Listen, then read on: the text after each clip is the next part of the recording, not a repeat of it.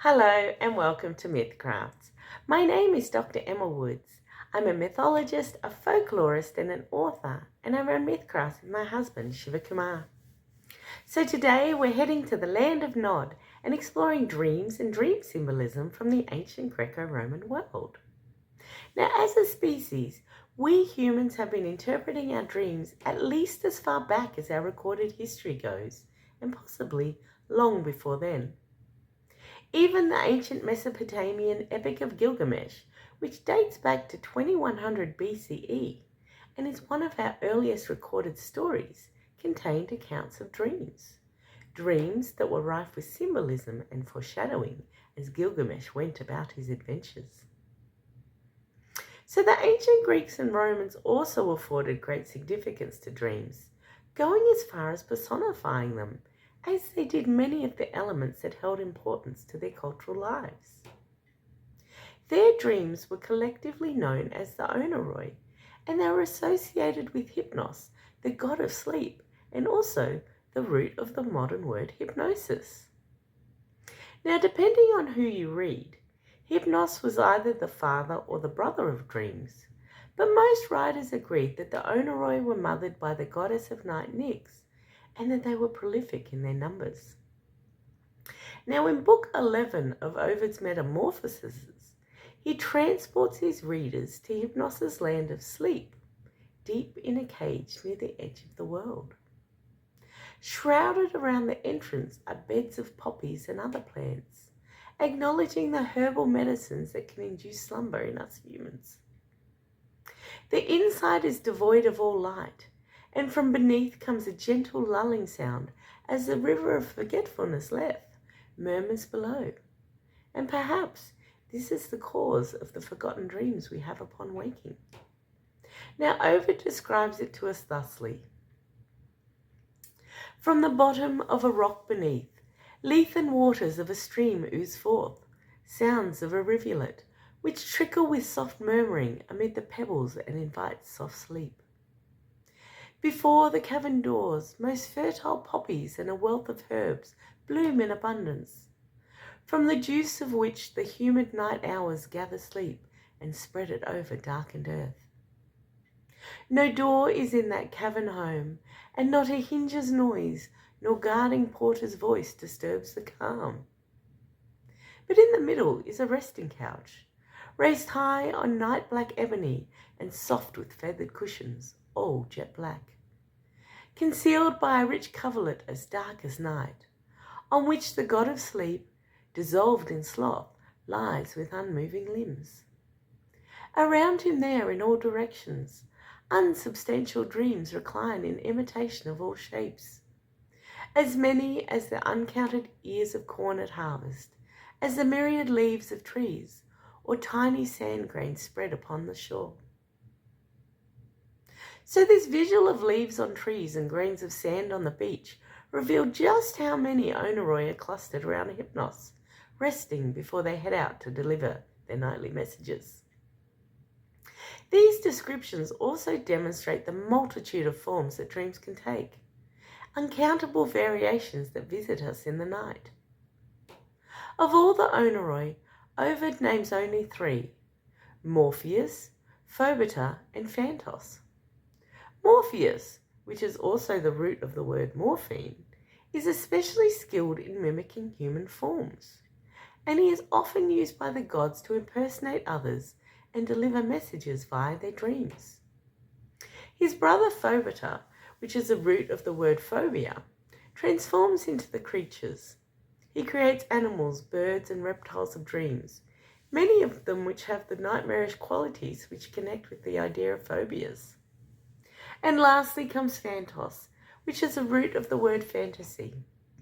He is responsible for the surreal dreams in which inanimate objects interact and speak with us.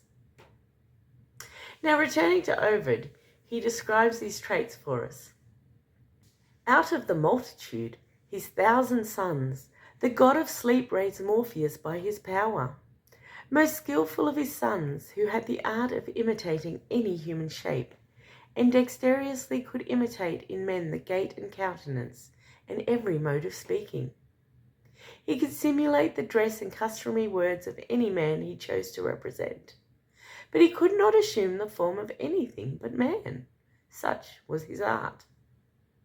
Another of Sleep's sons could imitate all kinds of animals, such as a wild beast or a flying bird, or even a serpent with its twisted shape. And that son, by the gods above, was called Iceless, but the inhabitants of earth called him Phobita. And a third son, named Phantos, cleverly could change himself into the forms of earth that have no life, into a statue, water, or a tree. It was the habit of these three to show themselves at night to kings and generals, and other sons would frequently appear among the people of the common class. So this quote from Ovid also points out that the most important dreams are reserved for the kings and generals, those that play important roles in the human realms. We see this idea echoed in classical literature, where we find several dreams that are used as plot devices.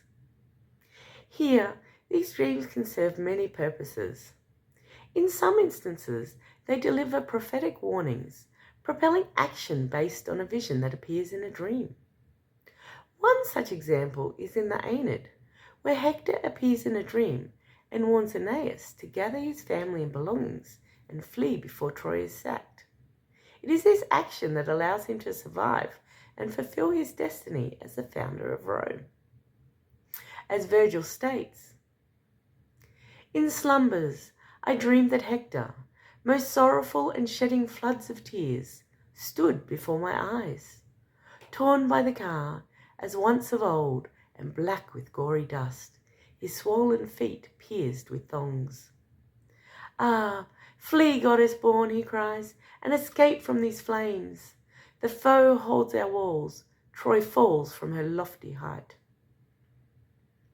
In other works, dreams can be used for foreshadowing. An example from the Odyssey has Penelope describing a dream to an Odysseus in disguise.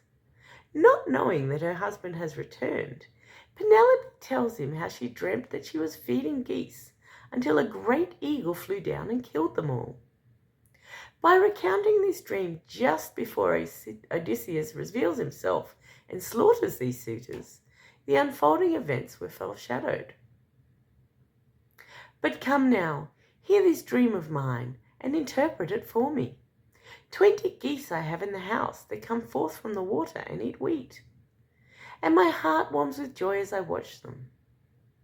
But forth from the mountain there came a great eagle with crooked beak and broke all their necks and killed them. And they lay strewn in a heap in the halls, while he was borne aloft to the bright sky." So the gods could also co-opt human dreams for their own purposes, using them to send divine messages to the mortals below. In Metamorphoses, Alcone is unaware that her husband Sex has died, and she spends her time at the altar of Juno praying for his safe return. Taking pity upon her, Juno dispatches her messenger Iris to the Cave of Dreams, where she begs Sleep to send a vision of Sex to Helicone to inform her of his death. "O Sleep, divine repose of all things, gentlest of the deities, peace to the troubled mind, from which you drive the cares of life, restorer of men's strength when wearied with the toils of the day, command a vision that shall seem the actual form of royal Sex, to visit Trajan, famed for Hercules, and tell Alcone his death by shipwreck. It is Juno's wish." Sometimes the dreams could even be used by the gods to trick and deceive. In Homer's The Iliad, Zeus sends a fake dream to Agamemnon to spur him into action. Sending a vision of Nestor, Zeus assures Agamemnon that the Greeks will prevail if they launch an immediate attack, a ruse that's designed to throw the Greek army into chaos.